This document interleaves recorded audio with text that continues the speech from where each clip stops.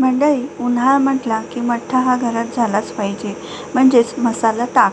तर आपण आज त्याची सोपी रेसिपी बघत आहोत. तर इथे मी अर्धा लिटर ताक घेतलेलं आहे आणि त्यामध्ये एक पाव टीस्पून धणा पावडर टाकलेली आहे, पाव टीस्पून चाट मसाला टाकलेला आहे. आता आपण हे सगळं मिक्स करून घ्यायचं. त्यामध्ये आपण काळं मीठसुद्धा चवीला टाकत आहोत, त्याच्याने चव छान लागते. तसंच थोडं रेग्युलर आपलं रोजचं मीठसुद्धा टाकायचं चवीसाठी.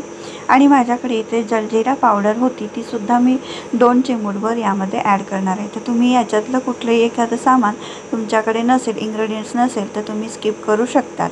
आता हे व्यवस्थित ढवळून घ्यायचं आहे आणि थोडीशी चवीला साखर टाकायची आहे. जर तुम्हाला गोड आंबट छाछ किंवा मसाला ताक हवं असेल तर तुम्ही साखर ॲड करू शकतात किंवा स्किप करू शकतात.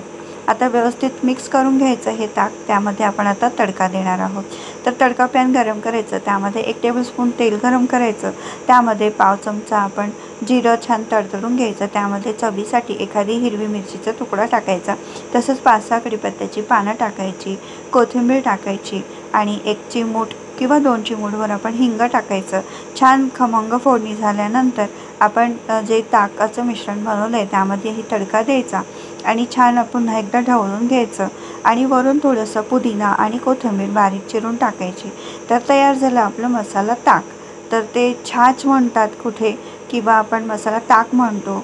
मस्तपैकी मठ्ठा हा छान उन्हाळ्यामध्ये खूप गारवा देतो आणि तोंडाला चवही छान येते. तर तुम्हीसुद्धा असा मठ्ठा बनवतात का? तर त्याचं मला रेसिपी तुम्ही ही ट्राय केली असेल तर तुम्ही कमेंट बॉक्समध्ये नक्की सांगू शकतात. तर तुम्हाला ही रेसिपी कशी वाटली याबद्दल नक्की कमेंट करा आणि रेसिपी आवडली तर लाईक, शेअर, सबस्क्राईब नक्की करा आणि सोबत बेल आयकॉन प्रेस करा, म्हणजे तुम्हाला पुढच्या व्हिडिओचं नोटिफिकेशन सर्वात आधी मिळेल. तर भेटूयात आपण आता पुढच्या व्हिडिओमध्ये. व्हिडिओ पाहिल्याबद्दल खूप खूप धन्यवाद. थँक्यू.